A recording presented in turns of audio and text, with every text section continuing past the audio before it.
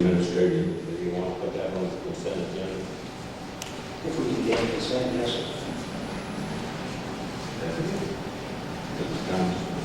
So that'll be on the consent agenda. The resolution approving a salary range for full-time city administrator, Yeah, $320 per year. I want to put that on the consent agenda.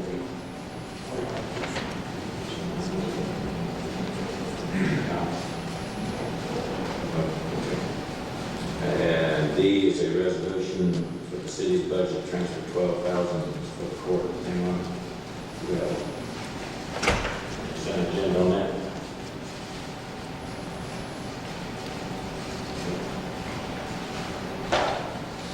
Okay, the resolution of the city contract to C.W. Matthews.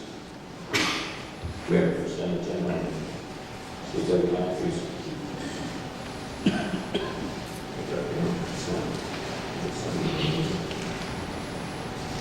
And a resolution authorizing the city to execute the amendment for professional services appointing the city treasurer as the IT guy.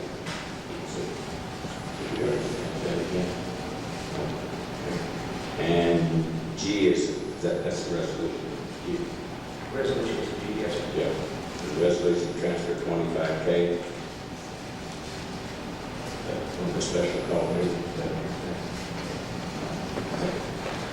All right, we got through A through G. Now we'll go to Henry County Planning and Zoning. Back on the schedule, we got the item number 4, be presented by Jeremy Gilbert, Henry County.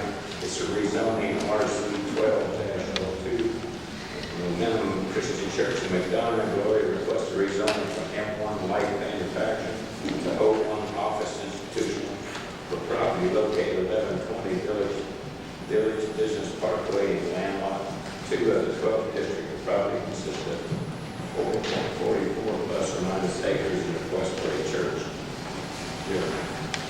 Good evening, Mayor and council members. The request that is before you is a rezoning request for property that's located within the city of Stockbridge. It's currently zoned M1, and the request is to rezone it to O&I for the purposes of the church. The applicant intends to utilize an existing vacant facility on 4.4 acres north of Eagles Landing Parkway. It's west of the railroad right-of-way as a church. The subject property takes access from Village Business Parkway, which is a dead-end road off of Eagles Landing Parkway. The property is zoned M1 and is surrounded by other M1 zonings. The property itself is a former frozen food distribution location. The city of Stockbridge's future land use map does designate the property for industrial uses. However, there's no city provisions that we could find that would prevent the applicant from requesting to change that future land use map. Churches and similar religious facilities are permitted use in the O&I zoning district, but they are not permitted in the M1 zoning district, even as a conditional use. Therefore, leading the applicant to request for this rezoning to O&I. Staff did recommend denial of the applicant's request due to its inconsistency with the future land use map, but at the zoning advisory board meeting on May the 10th, the zoning advisory board did recommend approval of the request to rezone the property. They also recommended that the city of Stockbridge review the Stockbridge city ordinances as it pertains to religious facilities within all zoning districts to either look at, is it something you would want as a conditional use in the industrial zoning districts, or is it something that you want only in the O&I or with a conditional use in commercial? I'll entertain any questions that you have.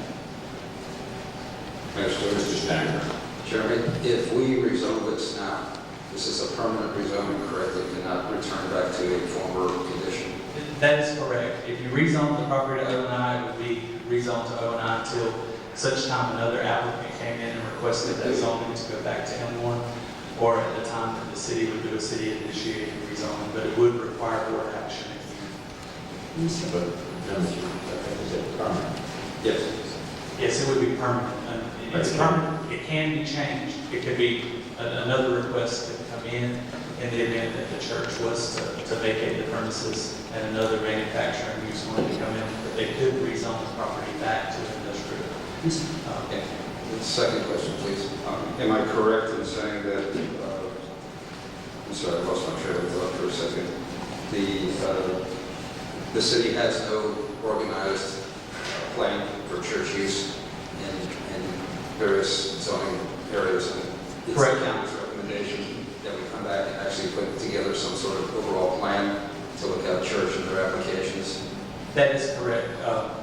From the standpoint of the City of Stockbridge's ordinance, currently churches are permitted use in the O&I zoning district only. They are allowed as conditional uses in residential zoning districts as well as the commercial zoning districts, but not in the industrial zoning districts.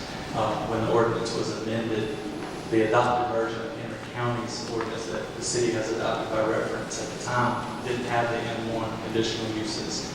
The county then amended theirs to allow it in M1, and then since we adopted the Unified Land Development Code, we also allowed it in M1 as a conditional use, so it can be looked at on a case-by-case basis. And last question, please. It's my understanding that the building would be purchased by the church, conditioned on the rezoning that's before us. That is my understanding from what the applicant has relayed to us as staff, is that they do have a contract to purchase the property, and it is contingent upon the rezoning. If the property is not rezoned, then they're not bound to have to purchase the property and not be able to utilize it. We'll have that speak in a second, Ms. Bush. And I was going to ask what Mr. Sandberg. You want to speak on behalf?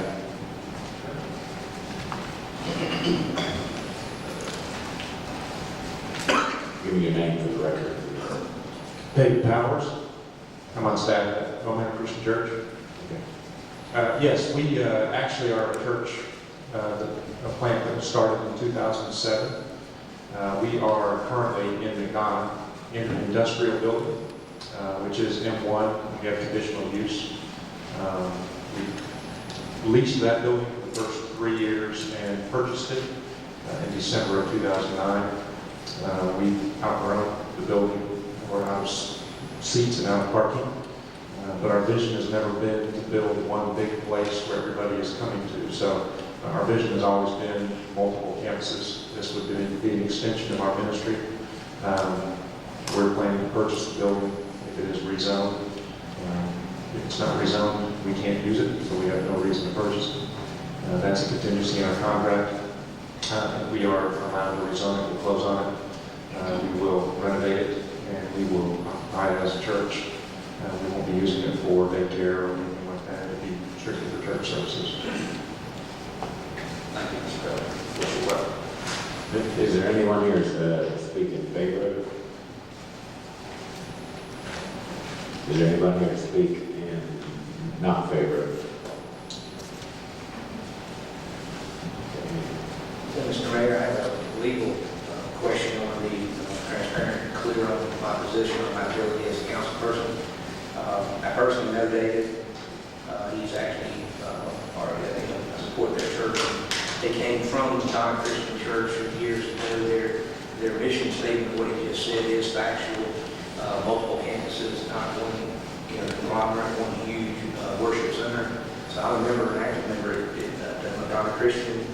The established church that he is now part of, like I said, they purchased, they occupied, and grown. They want him to do that here.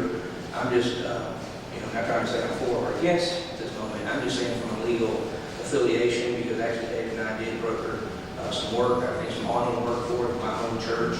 So there had been dollars transpired between my church and his facilitation of that. I want to make sure that I stay completely clean and transparent of that relationship and how that affects me legally and as a council person.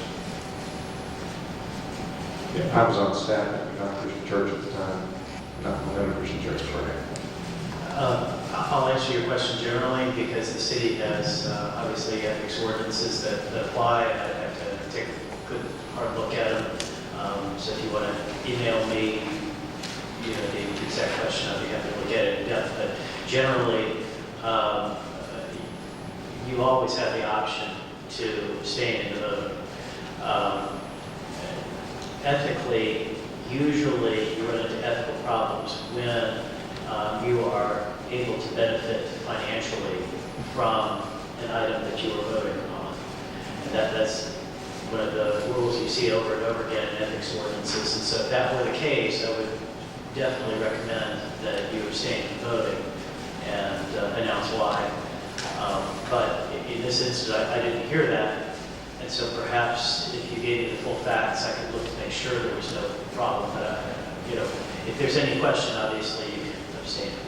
Well, thank you, and I'll get that to you in writing, and you can just do due diligence and let me know before the hard vote on that. Thank you. And I've intentionally not had any contact with him even regarding this. I don't know if you know that he was coming before tonight, so. Thank you. Mr. Mayor. I just have one real quick question. The pictures in our book, I'm not familiar. I'm familiar with the business park area, but I've not been down in there. Yes. These pictures indicate to me, originally I was worried about if we changed the zoning, that it would affect the industrial area, but these pictures indicate to me that there's really no warehouses close to. There's nothing else on that street currently. We have a good relationship also with the owner of all the remaining property on that street. He is not opposed in any way at all to us being there or rezoning it. In addition to that, the entire front portion, what is shown on the future land use map as industrial, is already developed, and it's all commercial, including a daycare. So even though the future land use map shows that entire area being industrial, even as you get out there right now, it is not all industrial. And the railroad tracks actually form a better line of demarcation for what is industrial and what is commercial residential. Because what the land use map actually shows is that triangle of industrial directly abutting a large residential area, which is that Windsong subdivision. But currently, there's nothing else on that street. There's some property, I think, that is owned by the county for, I think it's the water department or something, that's a changing area. And you do pass a storage facility, but it's not accessible actually from that road. Thank you. Anybody else? Thank you.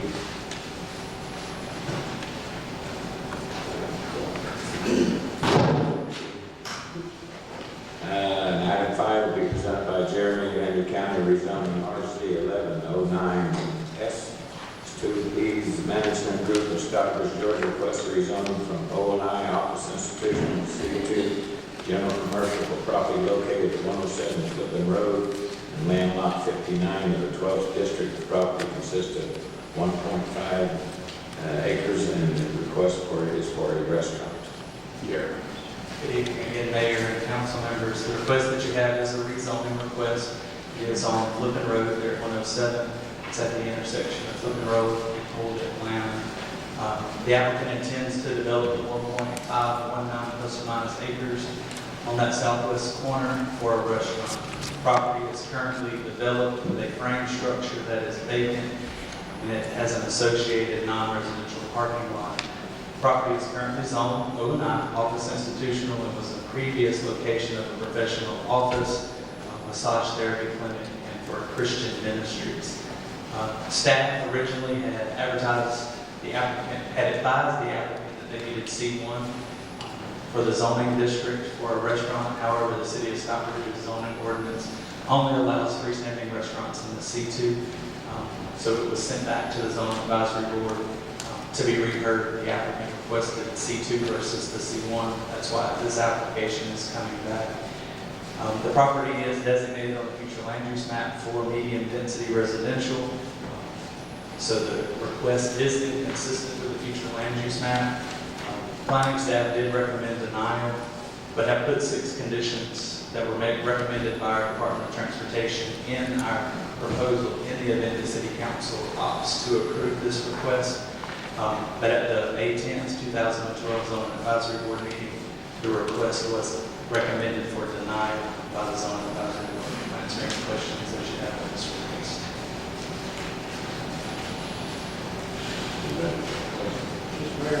Mr. Allen. I'm very familiar with this property, as I think all of us are. mentioned, you alluded to the long-term land use map. When was that last map drafted? The future land use map was adopted in the city of Stockbridge. Exactly, I believe the city of Stockbridge adopted the future land use map in 2008. The county adopted the final version for the county in 2009. So it was in 2008. The process for bringing forth the comprehensive plan, as well as that associated thing, began in about 2005 and ran through 2008 to be adopted by the city in 2008. Thank you. Follow-up question. When was this property zoned 09? The property was owned on March 13, 1995 by the Stockbridge City Council, and those zoning conditions were found in 1995. It said 95. 1995, March the 13th. Basically, if I may, Mr. Mayor, I'm going to vent a little here because of my familiarity with that location, it's frustrating that this particular council is going to be asked to make a difficult decision. The county or whomever participated in the land use map should have probably picked up on this little parcel that is just intrusive of the residential district by literally its association to the road. So we have a long-term land use map that reflects this particular parcel to be residential when indeed at the time it was being drafted, it was 09. So, I just want to go on record and let people understand the flow of how we came to this point. So I just want to go on record to make sure that we knew that the 09 was historically way before this request. A lot of other businesses have conducted business, but with that being on the record, it's still going to be up to this council to make a hard decision. That is correct. With the future land use map designating the property for medium density residential, when that process was done by the consulting firm that was hired jointly as the county as well as all of the cities hired that consultant jointly. They worked out that process. There were some parcels in the county that were currently zoned for commercial and non-residential uses, and as they went through and evaluated and did public participation and received all of that information, it was determined some of those may not need to be commercial in the future. We have to look at also that the future land use map gives us a snapshot of what Henry County or the city of Stockbridge for their portion should look like in 2030. In 1995, when the property was rezoned to 09, it was more than likely against that future land use map at the time because there was no commercial in that area or office and institutional beyond what was along the frontage of Highway 42. So I believe during the time of the comprehensive plan, when all that was going through, that it was determined then that commercial wasn't appropriate. That is not to say that that can't change, just like with any other document, our zoning ordinances and our comp plans, they're there to be changed when opportunities are presented to move something forward, to be able to be proactive, moving forward in development in your county. So you do have the mechanisms and stuff in place to amend that comp plan because it's something we only do every 10 years. And then we do it for a 30-year plan. These 6 conditions, that's if they would be approved. Right? That is correct. We put these conditions in our Department of Transportation.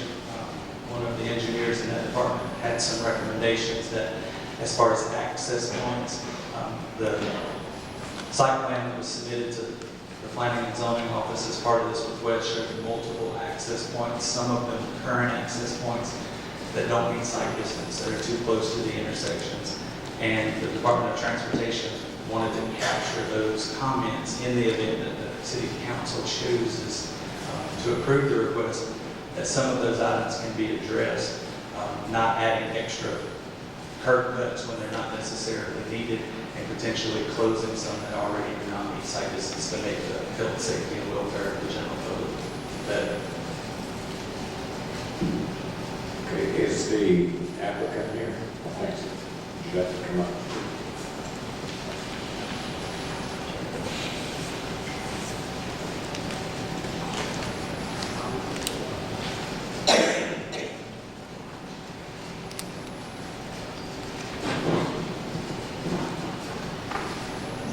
afternoon, Mayor and Council. Thank you for this opportunity. And I wanted to point out some things to you. State your name, so you can. I'm sorry, my name is Vivian Smith. Thank you. Some of the things I wanted to point out to you is concerning this future map, land use map. Like he stated, it started in 2008 and finished in 2009. It's updated every 10 years. I learned more about that map, probably some of you guys know about it, because I did the history on it and what it was for. And then I determined that the map actually is in conflict with what your URA committees want to do. When I looked at the city of Stockbridge and your plans internally, it talks about mixed development. It talks about developing Stockbridge with residential and commercial sites combined. Now that's exactly what we're trying to do. Now, of course, when I went to that URA meeting and looked at the plans, they immediately told me they had no money to do any of that. But that's what their plans are to do. The other things I want to point out to you, like Mr. Gilbert just stated, you have an opportunity, even though a map is designed to have you look at it every 10 years, and it's upgraded every 10 years. You have an opportunity to look at what opportunities are available to enhance that. They are bound by that map, so he has to make his recommendation based upon that map. It may be antiquated, it may be outdated, but the staff is bound to make their recommendation based upon that map only. You all are not. You're to look at Stockbridge and the needs of Stockbridge and determine what opportunities are good for Stockbridge and what things can be brought here to help the city grow and prosper. So you can make adjustment in spite of that map, whereas his staff cannot. Another thing I want to point out is that we did not haphazardly make a plan for that site. We went and sat down with the planning and zoning committee here in the county. Mr. Stacy Jordan is no longer there, but we sat at his table with him to talk about how can we frame this, how can we plan this to make it complement the area of Stockbridge. And we came up with the plan, working with the planning department. And after coming up with the plan, then the planning department came up with some conditions. We think this could happen. And if it does happen, here are the things, the conditions we want to be in place. We did not find those conditions. You have them in front of you. Which says that we're here to work with the city, not battle with the city. Work with the people around us, not battle with them, and still give them the privacy that they need, not impose upon them, but complement the area with a very good business. Now, if we didn't care about it, we would not have gone to the table, sat down with the planning committee, took our architect with us to make sure we were doing something that's good for the city and that would complement the city. And that's exactly what we did. And after we finished, it was kind of funny because he said, after all the hard work we just did, only because of this map, this future land use map, we have to make a recommendation of denial. Before your administrator left, Mr. Gibson had a long conversation with him. The same map. I told you I've done a lot of research on this map. Where it comes from, how it's used, who used it, how it's been implemented, how it's changed, the whole gamut. Yes, I can give you a lesson on it, frankly speaking. He said the same thing. I'm not trying to misquote him, it's not here. But he showed me how the map is used. Then he turned around and said, Vivian, the council has the right and has the ability to look at this map and say, it was antiquated, done in 2008, here's a good opportunity, we need to look at this, and we have the power to make adjustments. Now, one thing I want you to consider is that we are going to be a good business partner there. No matter what, we're going to put a business there. What type, you may recollect, but we're going to put something there. We're going to be a good business partner for Stockbridge. We want to put a restaurant there. There's nothing like what we want to put here in Stockbridge. If you mention the word Blue Willow, 1 out of 2 people normally say, I've been there. 1 out of 2 people say, I've heard of it. 1 out of 2 people say, I'm going. Because everybody knows it. By one thing, its name. We could do that for Stockbridge if you just let us do that. We could bring that same type of credibility right here, and that's what this city needs. Even though we are a small city, we are growing. And growing pains hurt. I know that. But if we work together, growing pains don't have to hurt as much. And yes, people who've been here a long time don't like to see it happen. I've been there too. But we have to realize we're looking for the whole city and how to help the city by bringing sales tax, jobs, county tax, opportunities for growth here. That's what we're doing.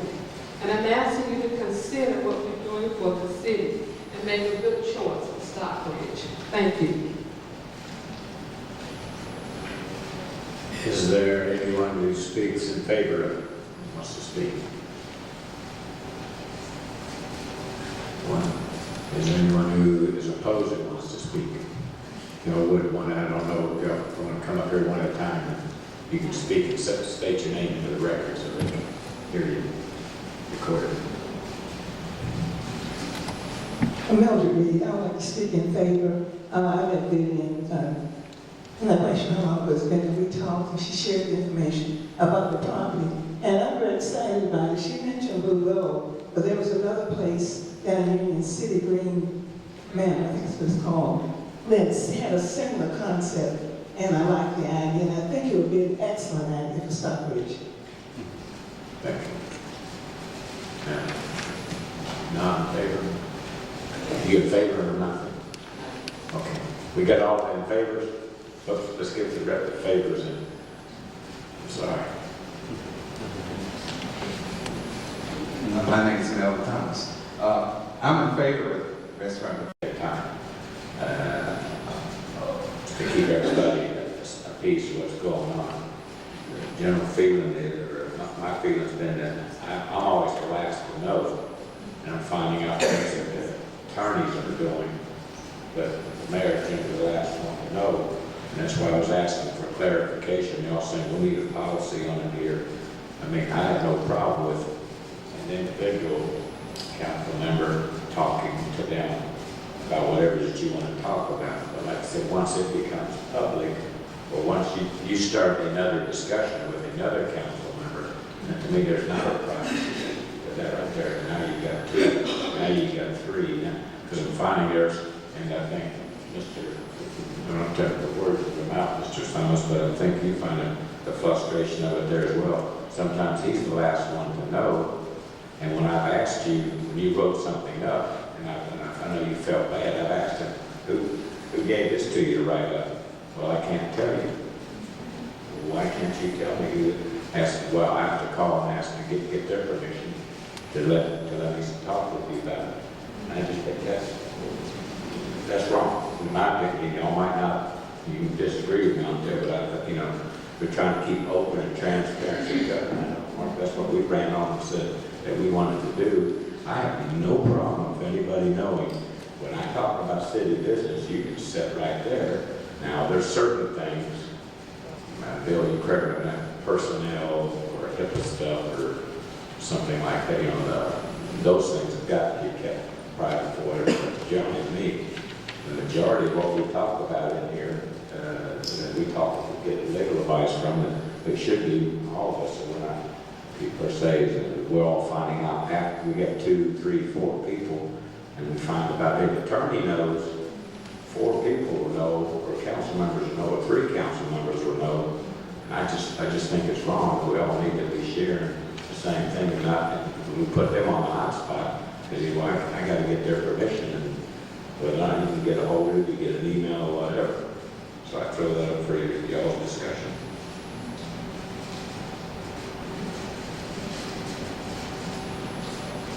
Nobody has no feelings on it. Y'all better agree to keep the way it is.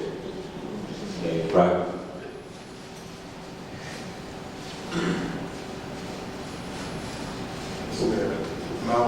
My only comment is that the city attorney represents the mayor and the total council. Yeah, and that's why I said that it's playing a game to me. When you turn around, we can't all talk together. When you're talking to the attorney, he's providing their opinion, and you tell me we get an 80-90% talking with the attorney, but you don't find out till we get here or get down the road. I just think that's unprofessional. Mr. Mayor, I don't know what you're talking about. And I don't understand what you're talking about. I don't even know why we're bringing this forward. I haven't been involved in anything. I don't know what you're speaking of. Okay, let me try it again. Give me an example. I mean, I don't understand. Okay, I'll give you an example. The question, you talk to the attorney about whatever you want to talk about the stickers, let's say. Y'all feel concerned about stickers. So you talk to him about stickers, and he gives you that ruling or whatever. And then you go on, he says you can have an ordinance or not an ordinance or whatever you want. And then you, okay, but to me, that's fine with y'all. But when you start, and you go to Mr. Steinberg going, we need an ordinance for a sticker. And talk to the attorney, and he says, yep, we can make it $1,000 fine, or whatever. Now, to me, that's now starting to get, that's not a private conversation. I mean, now the council, that's advising, he's advising two council members, that's 40% of the council. And then you go get a third person to agree. That's 60% of the council talking to the city attorney, and 40% is left out. Why can't we all? Why are we scared to talk to each other? You can have all the private conversations with the attorney that you want, but to me, once we go out, we need to start talking to each other, because that's why we look like we do, like we're up here and we're all surprising each other. Whoa, when did you find out about that? Or when did you? The attorney can't tell me. He's not sending anything out to let me know. We're up here. I just think it's bad business. You understand that? Let me correct you on one thing though. That ordinance that you're talking about came from the court. It had nothing to do with us. It was discussed at the Public Safety Committee meeting, that the open public is there. So there's not transparency. So that's a poor example because it went through the appropriate channels. Okay, Ms. Bushman, you're trying to read it to her. No, no. Whether it came from, let's say it was not at no committee meeting. You decided to come up with something on your own. You want a resolution for me to pick up garbage, for us to pick up garbage somewhere, or you want any conversation you have with him is more than welcome. But when you start bringing in more input, particularly the elected officials, I think we need to be more transparent in what we're talking about. So we can at least, you can have your differences of opinion on it there. But I just think we've been isolated too much. I sat up here at the citizens' stuff. I'm the last to know. But Mr. Thomas is with there, and we go, well, we sent that to you at 4 o'clock or 5 o'clock on Friday. Well, how long have y'all been working on this? Why can't we share information? Difference of opinion is what America's all about. But share information. You like ice cream? I don't. You want chocolate? They want. But share the information. Don't sit there on it and close hold it on it. And I just think we need a lot of directions that we need to agree how we're going to share it, how we're going to use the city attorney. Because I think there's a challenge on it. He don't work for individuals. He works for everyone who's non-citizen. And just take it a step further. For all the employees, I don't think they need direct access to the city attorney. I mean, like the ordinance you're talking about. When I was talking to Ray, he got ambushed on that. And he said he knew nothing. He was the same thing. Here we have a city clerk. The clerk, not the judge, not the solicitor, on her own decided she wanted to see about an ordinance, called them. Ray told me he didn't know that he got ambushed up here as well. So here we are, we've got a city administrator, we've got the mayor, and I think we had a council member got ambushed by a staff talking directly and having an ordinance done. And whatever, we appreciate your comments, staff. But there's the city administrator, and I think that's what John Dickerson said, ought to be one, not that he doesn't get a review, but let the city administrator say, hey, I got this, and I'm going to send it to the attorneys, and then he turns around and tells, once that's turned around and done, but when you break that 1-2 with the attorney, I think it needs to be talked to everybody, shared with everybody. Mr. Allen. Here again, we've expounded for a long time on an item that I'm uncomfortable with, and that Mr. Thomas, please help me with this. Other than the January 9th meeting, I have called Mr. Thomas. I have asked to meet with him. He said it would be anytime, any place, anywhere. I have tried through emails. I have tried to include him to get his input, his thoughts on any issue that I want to talk about. So far, it hasn't been reciprocated. So my effort, is being put forth with no fruit, and I know that's the same fact from the other council members as far as trying to reach out and communicate. But, Mr. Mayor, for you to say that we're the only one that talked to the attorney and don't tell us what is being discussed with the attorney is not true. Or with your communicating with the citizens or doing any kind of thing of that nature. I think we all have to have some level of privacy and relationship with our constituencies, with different people, of staff. So if you're going to sit there and really truly tell me that you've never written an email to the attorney that did not copy me or the other council members after it became a two-party issue, then I would love to bring forth about a handful of them at the next meeting, if that's going to be the issue here. So I would like to respectfully ask that we stop playing smoke and mirrors here. Everybody in this council is entitled to legal guidance, and we can interpret that legal guidance to the best of our ability and move forward with an ordinance or a resolution. Whether the council agrees with it or disagrees with it is not arbitrary to him or to you or anyone else. It's just our ability as elected officials to ask for legal guidance. So, as far as down staff or something like that, I don't know the litigation behind that, but there's nobody up here that is trying to play smoke and mirrors. Anytime, you ask me to sit down, I've always been available to sit down with you. Same thing I've offered myself and Mr. Thomas, and I know Richard, Robin, and Harold have been very available. So I just don't think that this statement of we have to, show these emails and conversation pieces, let's just be more realistic.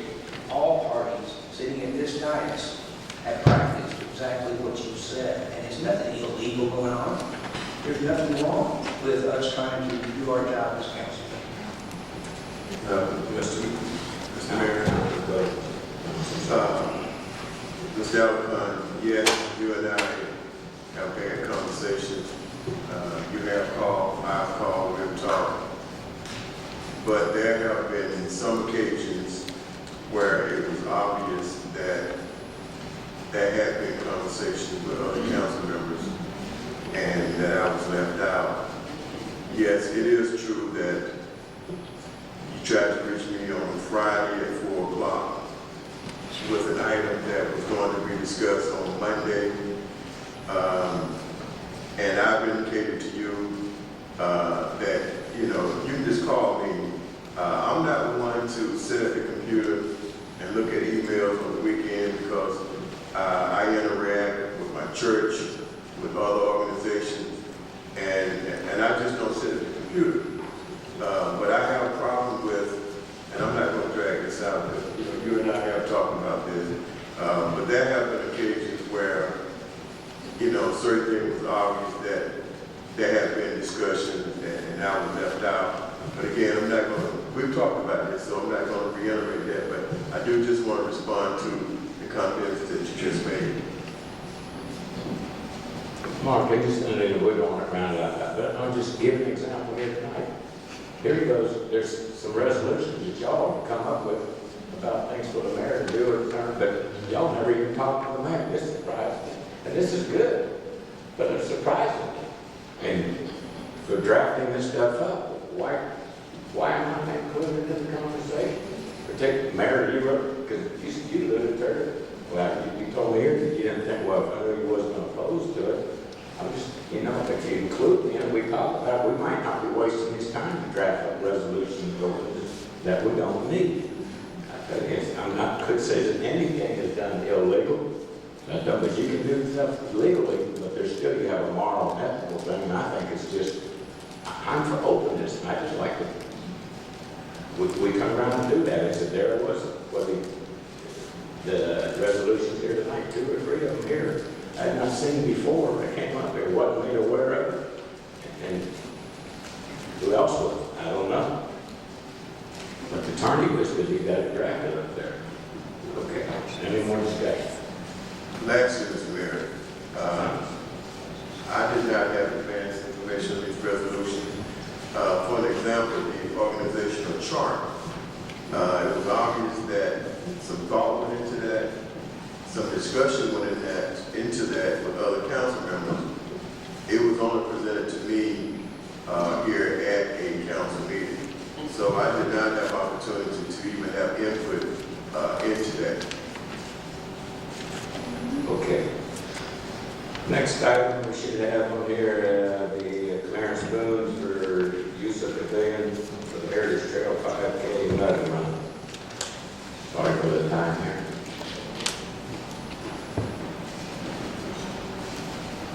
Mr. Mayor, Councilman Bush, good evening. I come before you today to talk to you about the Stockbridge Heritage Trail 5K Mud Run, scheduled for September 15, 2012. It was about 5 months that I was here before all of you, and I was given some great advice by Mr. Alcon, Mr. Steinberg, Mr. Bushman, in terms of how we can conduct a 5K MLK run, walk, and bike. Which I believe we all know was a great success. It brought a lot of notoriety to the city. It brought a lot of unity towards the community. The 6 churches that were involved worked very closely together, and they had an opportunity to be able to give the city some good press. I'd like to share some information with you regarding this. Once again, the Stockbridge Heritage Trail organization proposes to conduct a 5K Mudder Run. Why Mudder Run? That's the new trend right now. Everyone has 5Ks. They have fast walks, they have things of this sort. But the new trend that everybody's going toward is a Mudder Run. Since we've had our last event, the conversation between participants is, can we do something different?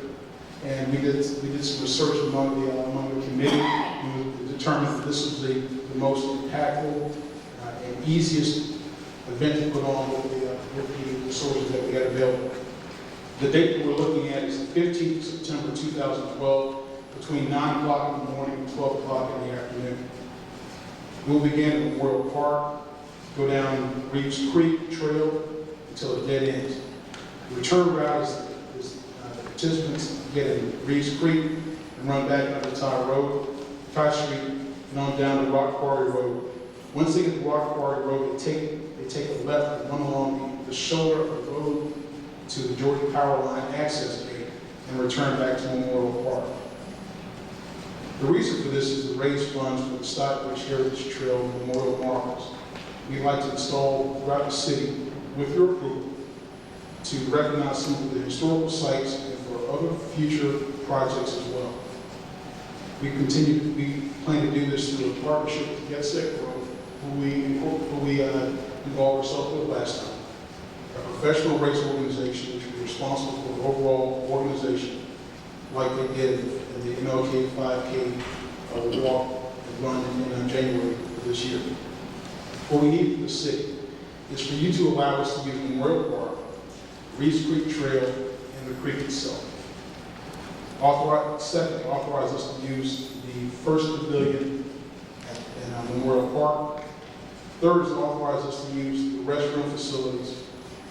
Fourth, set up the water, wash down area, the lawn, near the first pavilion for the participants to clean up. 5, have the police department provide traffic control. 6, authorize other vendors to put booths in Memorial Park. Energy drinks, things normally associated with the run.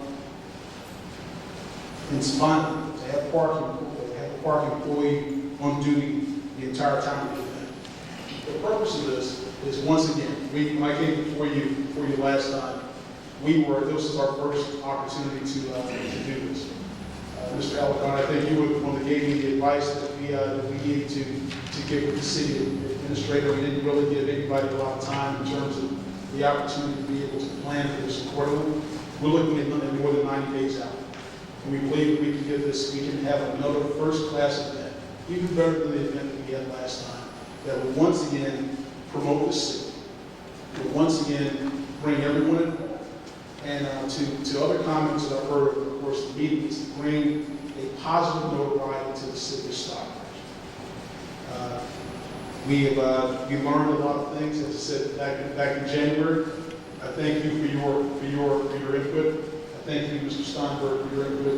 Mrs. Bushman, I thank you for your input as well. Had it not been for that, we would not have been successful. I know that we received a lot of accolades, I believe. In fact, Mr. Steinberg, you sent me an email that afternoon thanking me for what we've done.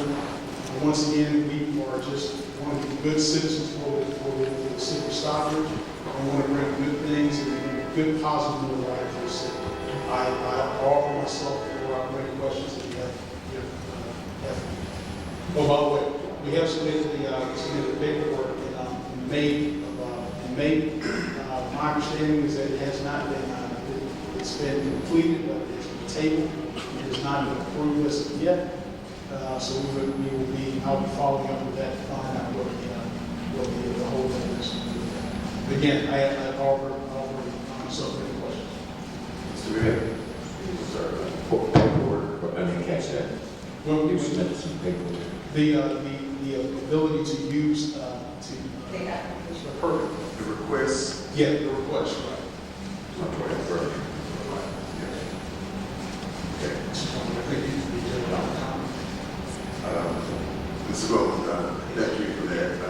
I'd like to take this opportunity to recognize Mrs. Reed and Pastor Johnson, who are also on this committee.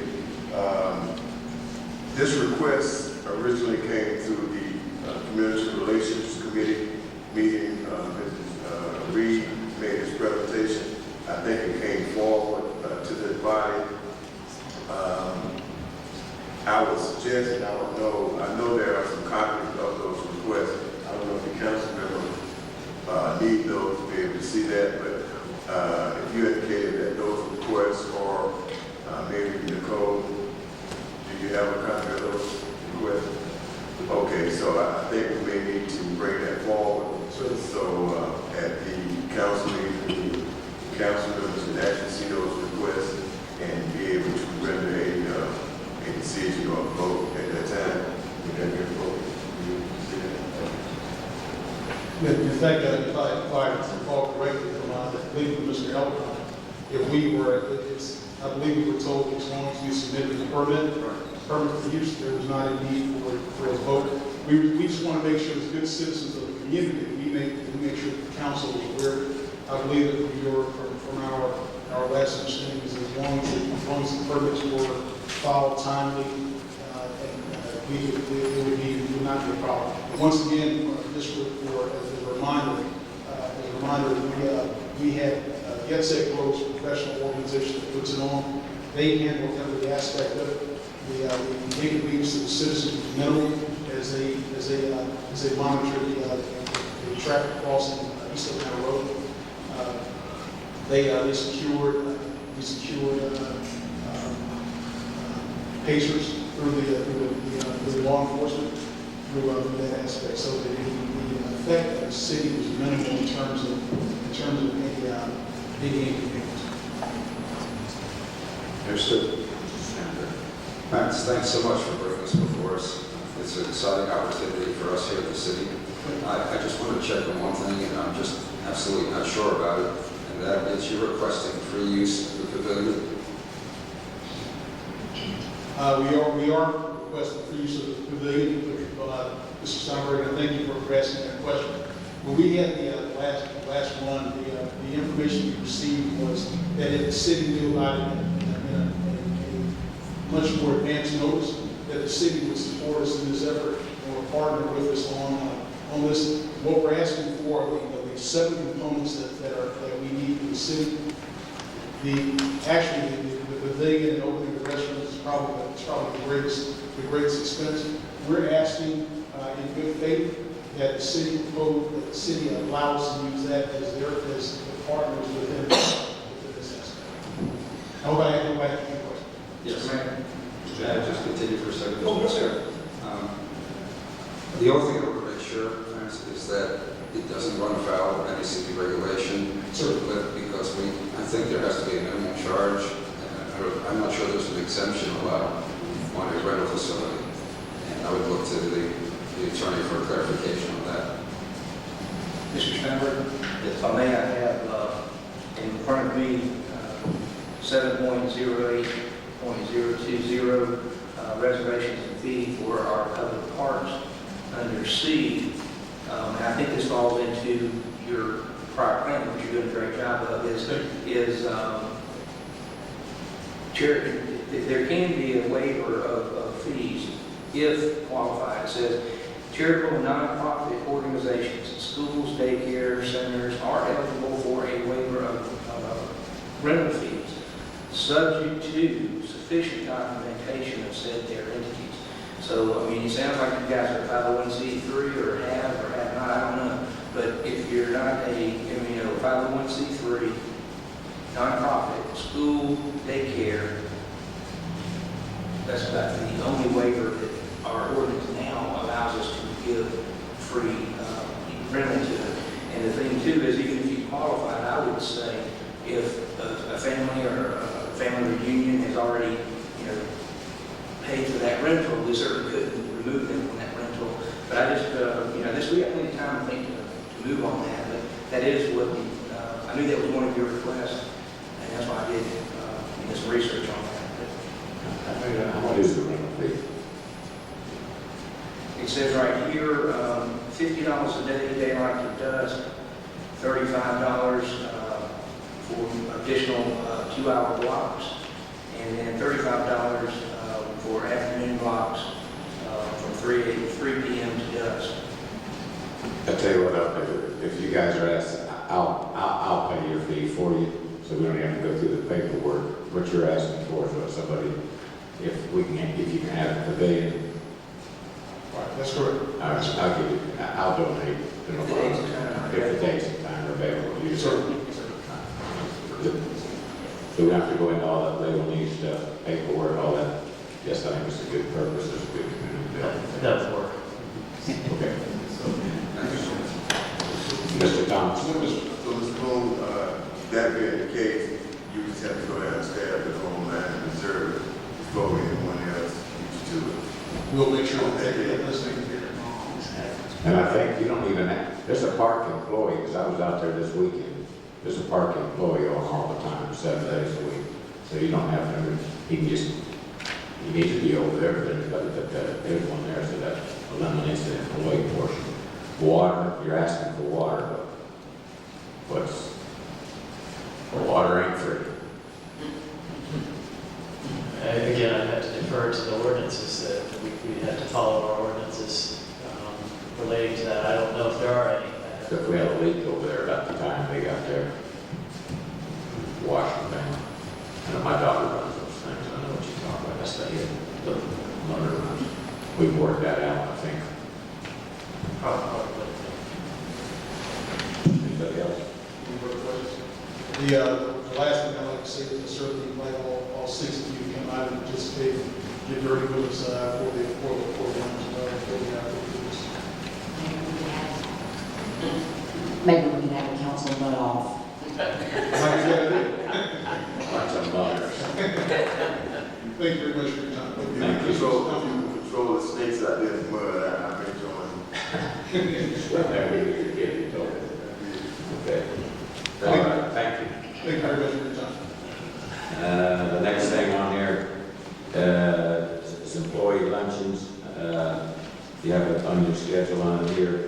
We're just asking, I think we did it last year, and we were looking at the cost. And we have, for the remainder of the year, we got a luncheon on the 3rd of July, and then 31 August, we got a Labor Day luncheon, and then right behind it, October, whatever. We're going to move it and save the cost and stuff. Some employees will say themselves, well, I mean, this is a total for the year. We just had one for Memorial Day. 5 luncheons. This is just a suggestion, so we all look at what we're doing. I like taken care of, boys, maybe we come out another way, a little bit cheaper or something else or something. Lunch is kind of like, you know, and I've gotten angry emails from people finding out we're shutting down and taking their asking them, I think most of y'all got that one, the guy about $8,000 or $9,000 shutting down at the luncheon and go. I just asked that we need to start looking at those ahead. With that being done, do we have a bill? We said we still need to go to executive session. Do I have a motion to convene executive session?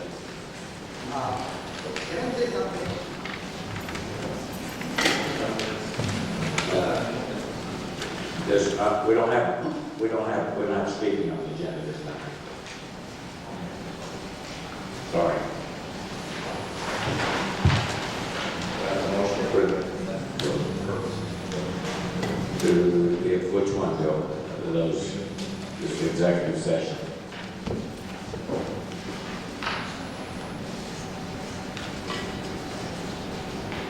There would be letter C, consult or meet with legal counsel pertaining to pending or potential litigation, settlement of claims, administrative proceedings, or other judicial actions.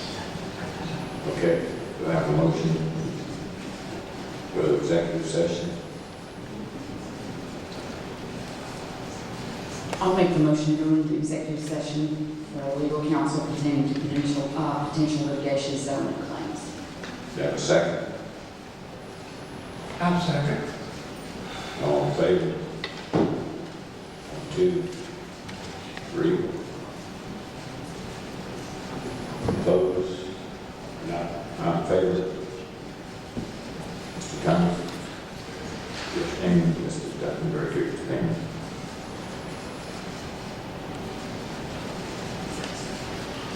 Okay. We'll be back.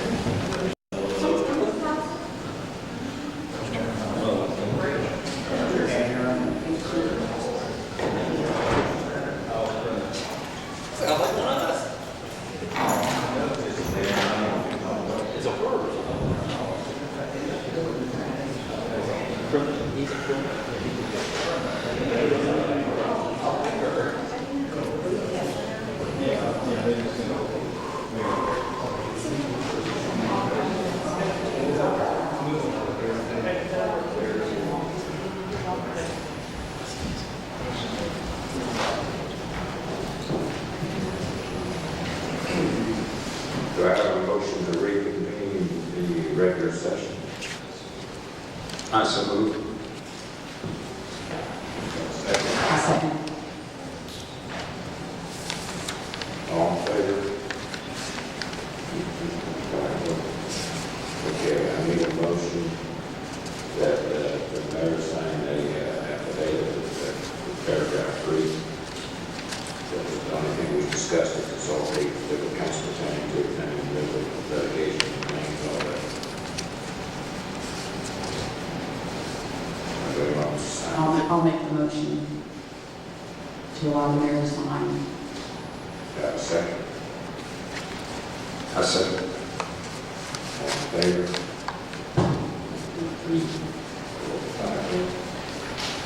Oh, before we go, Mr. Thomas, I want to verify, you stepped out with an item number 6 for Glenda Garrison, Henry County Communities. We removed that from I had down as 4, everybody agreed to remove it. Change that to 5, you agree to that? And with that, there's no committee meeting updates. They're all there, it's published, everybody sees it, they're on it there. Any committees got any updates you want to put out? Okay, do I have a motion to adjourn? I move to adjourn.